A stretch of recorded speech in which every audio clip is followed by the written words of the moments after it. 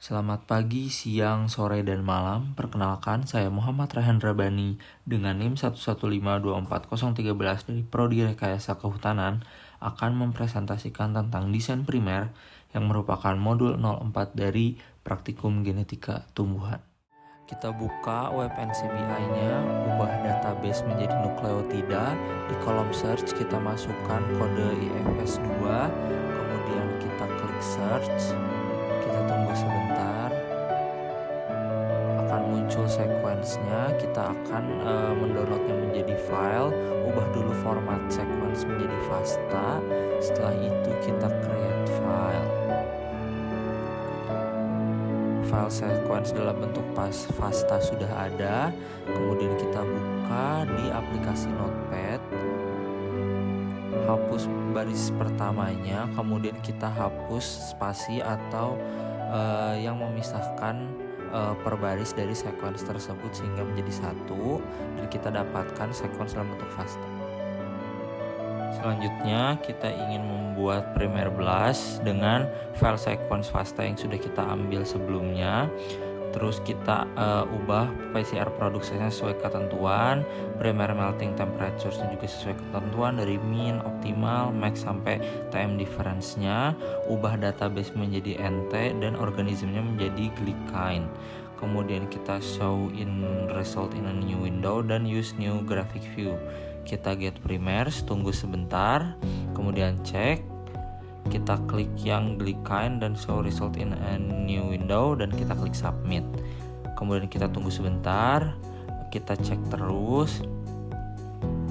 Kita cek lagi, tunggu sampai beres, dan akan didapatkan di sini grafik dari primer blast satunya, dan kita akan juga mendapatkan 10 pasangan primer.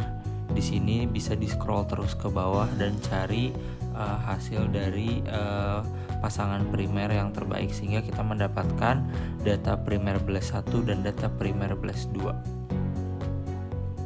Selanjutnya kita cari dengan menggunakan web primer 3+, gunakan sequence yang sama. Ketika kita dapatkan di NCBI, ubah primer size, primer TM, primer bond persen, dan GC persennya sesuai dengan yang ada di modul atau ketentuan dari Asprak. Jika sudah, kita pick primers sehingga kita dapatkan di sini primer kanan dan primer kiri, dan kita juga mendapatkan 10 pasang primer. Bisa di next primer pair dan cari data primer yang terbaik.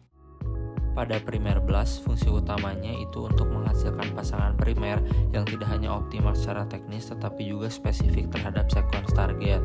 Setelah primer didesain, primer blast secara otomatis menjalankan proses blast terhadap primer tersebut untuk memastikan bahwa primer hanya menempel pada sequence target yang diinginkan dan tidak ke lokasi lain dalam genom. Dengan fitur ini, pengguna dapat menghindari amplifikasi non-spesifik yang bisa menyebabkan kesalahan dalam eksperimen PCR. Selain itu, primer blast memberikan fleksibilitas bagi pengguna untuk menyesuaikan berbagai parameter desain primer seperti panjang primer, suhu temperature melting atau TM, komposisi GC, dan ukuran produk PCR amplikon. Fitur-fitur ini sangat membantu dalam mengoptimalkan kondisi PCR sesuai dengan kebutuhan eksperimen. Fungsi utama dari primer 3 tidak jauh beda dengan primer blast. Primer 3 memiliki kemampuan untuk mengevaluasi potensi terbentuknya struktur sekunder seperti hairpin atau dimer yang mengganggu proses PCR. Primer 3 tidak secara otomatis melakukan pengecekan spesifitas terhadap seluruh genom, sehingga hasil desainnya perlu diperiksa kembali jika digunakan untuk aplikasi yang membutuhkan spesifisitas tinggi. Primer 3 cocok digunakan oleh pengguna yang membutuhkan kontrol lebih besar terhadap parameter desain dan memahami teknis PCR secara mendalam. Primer pair 5 merupakan hasil dari primer blast yang saya pakai sebagai contoh karena merupakan primer yang paling baik.